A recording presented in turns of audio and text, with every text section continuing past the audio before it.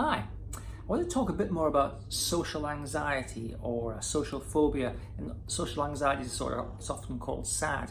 There's some really interesting research recently that's shown that SAD, seasonal social anxiety disorder, is really treatable. And typically in my hands, it takes about 8 to 12 weeks to treat clinical social anxiety disorder, social phobia.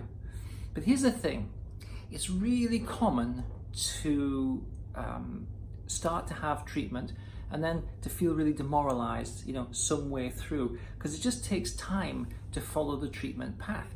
You have to be on the journey, and that's true of everything, right? Anything that's worth doing takes time and effort to achieve it. And I've been thinking about this, and I thought that there are some really powerful stumbling blocks that hamper the journey and make it harder to get to where you want to go, because you stumble over these stumbling blocks and you fall down and you don't feel like getting up. So I've got 3 stumbling blocks that I just want to share with you, and if you can recognize these in your own experience, they're good. They're really good things to be able to see. And of course, if you can see a stumbling block, you don't have to stumble over it. The first one is this. Social anxiety, of course, is feeling very anxious and tense, even panicky around other people and in social settings. And what happens is, as you become more socially anxious, or as you continue to live with social anxiety, you become practiced, in my parlance, you become practiced at being anxious. And one of the things that makes you do is to become self-conscious. You become self-conscious of yourself in a sort of social situation. And you probably think that you're checking whether things are okay, right? Like, am I looking okay? Am I standing appropriately? Are people responding to me appropriately? But these self-checking, these self-consciousness tactics actually make things a lot worse. Because if you think about it, in a social situation, really, we don't want to be thinking about ourselves. We want to be thinking about other people and the situation we're in. We want to be more or less acting on automatic pilot. Self-consciousness in a social situation is the opposite of what everyone else is doing, and therefore it's unhelpful. The thing is, you have to bring awareness to this, right? And in the first instance, you're going to remain self-conscious, but you've got to recognize that you're just being self-conscious, and that's not a good thing. So we've actually got to kind of recognize it in action and then choose to do something different. We've got to choose to get on with what we're doing anyway, even though we feel a bit self-conscious. Because inevitably, of course, you would feel self-conscious until you've practiced being having a different way in a social situation. Self-consciousness brings with it the second stumbling block, and that is patterns of thinking, distorted thinking, what I call faulty thinking. If you've done any work with me, or if you've got my ebooks, faulty thinking is like a shorthand way of thinking that's really unhelpful. So, for instance, if you are feeling self-conscious in a social situation, you might think, are people thinking I look nervous? That's mind reading.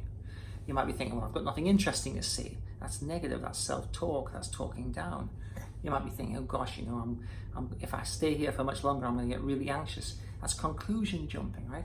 And all of these distorted patterns of thinking increase incrementally your anxiety as you stay in the social situation.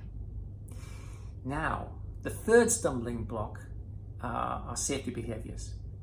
You would normally attribute these bad predictions not coming true, like people think I'm nervous or I'll have a panic attack. You attribute these not coming true. You think they don't come true because you do something about it. I go home, you don't go out, you stay quiet, you don't speak, you don't contribute.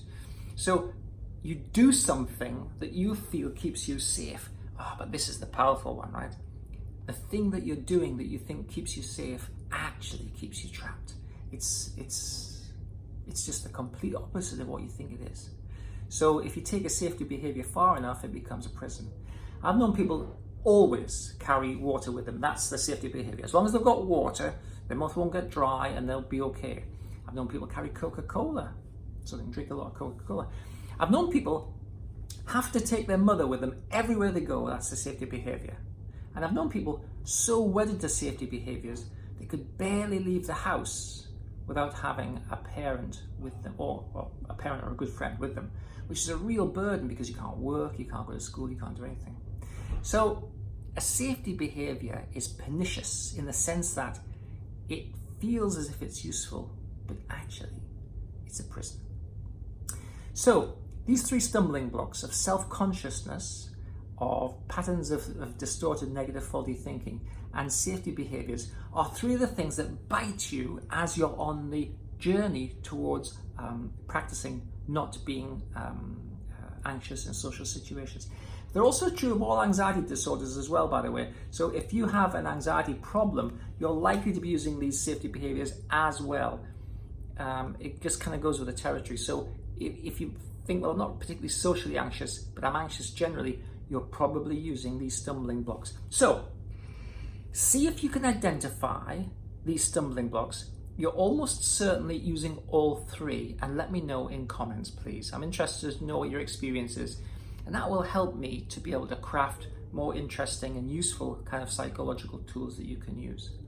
The other thing, of course, is if you want to boost your kind of progress and to get out of social anxiety, as I said, typically in my hands it takes between 8 to 12 weeks, but you can use my online panic pit stop program, and that will get you, a long way. It will take you a long way. And you can also leave comments when you're inside that. So I hope you found this interesting. Now that you know what the stumbling blocks are, don't trip over them. Thanks for taking the time to watch and listen.